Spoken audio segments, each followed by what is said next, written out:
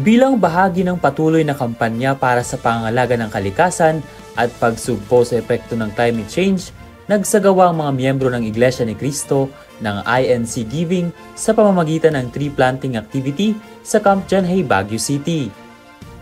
Sinimulan sa ganap na 7 ng umaga at katuwang nila ang Camp John Hay Development Corporation at mga volunteer mula sa iba't ibang lugar sa Benguet.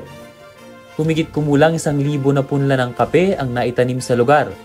Ayon sa mga volunteers, masaya sila at nag-enjoy sa pagtatanim ng puno dahil alam nila ang benepisyo at malaking tulong nito sa kalikasan. I'm so happy po to participate in this tree planting activity because it helps our environment for a long-term sustainability. Dagdag pa nito, layunin umano ng proyekto na paigtingin ang kaalaman ng mamamayan, lalo ng mga kabataan, tungkol sa kahalagahan ng pangalaga sa kalikasan. Masaya po, maganda. Tapos exciting na naranasan na ito mga tree planting po dito sa Camp John Hay. Balat po kami nakipagkaisa, hindi lang sa iba-ibang lugar, talagang sa lahat ng buong distrito po.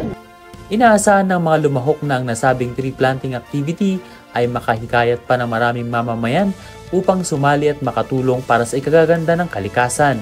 Mula sa Baguio City, Ben Pongsila, para sa mata ng Agila Northern Luzon, matatag, matapang, matapat.